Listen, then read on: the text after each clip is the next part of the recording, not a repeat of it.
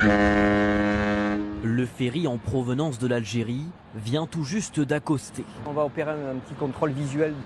Comme pour tous les navires, les agents de la police aux frontières contrôlent l'identité de chaque passager qui arrive sur le territoire français. Monsieur, bonjour. Passeport et pièce d'identité. Tous les passeports sont scannés par cet appareil pour vérifier qu'aucun voyageur n'est recherché. Vous mettez sur le côté, s'il vous plaît. Ce jour-là, justement, parmi les 600 passagers, Monsieur, bonjour. Donc c'est la police aux frontières. Vous faites l'objet d'une fiche de recherche. Olivier et ses collègues doivent appréhender cet homme soupçonné de violence conjugale. Il va être placé en garde à vue et puis donc le parquet va être contacté pour la suite judiciaire. Nous on est là vraiment pour intercepter donc les individus qui sont recherchés, qu'ils le soient de façon judiciaire ou par les services de renseignement. À quelques mètres, Est-ce que vous avez des marchandises à déclarer à la douane? le contrôle des douaniers commence. Cette dame déclare 2 cartouches de cigarettes, mais lors de l'inspection, 8, elle a droit qu'une. 8 cartouches sont retrouvées. Aujourd'hui, une cigarette sur 2 consommée en France serait achetée dans un bureau de tabac. Traquer cette contrebande est devenu stratégique. Soit elle paye les droits et taxes, soit la marchandise elle est saisie. 250 000 passagers, venus parfois de toute l'Europe, transitent chaque année par 7. Même s'il s'agit d'un port secondaire, la surveillance reste importante face aux trafiquants.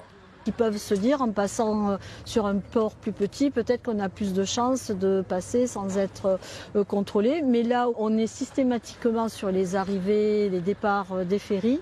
Car à l'embarquement, justement, les douaniers accordent une vigilance particulière au transport d'argent liquide. Est-ce que vous avez des seuls titres ou valeurs supérieures ou égales à 10 000 euros? Il pourrait s'agir de blanchiment d'argent lié au trafic de stupéfiants ou même à la fraude fiscale. Arrêtez le moteur. Il y a combien? 8 000, c'est ça? Fausse alerte pour ce voyageur. Il est en dessous de la limite maximale de 10 000 euros. On va faire la Mercedes, on la met sur le côté. Ces dernières années, les agents de la police aux frontières font face à un nouveau trafic. Ouvrez le capot s'il vous plaît. Des voitures volées et camouflées pour ensuite être revendues au Maghreb. On vérifie le numéro de série pour voir s'il est correct. Plusieurs véhicules ont pu être récupérés grâce à la vigilance des policiers.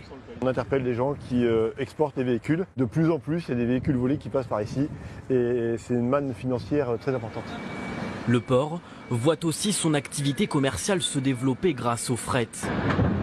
Sète est devenu le point d'entrée névralgique en Europe des marchandises importées de Turquie.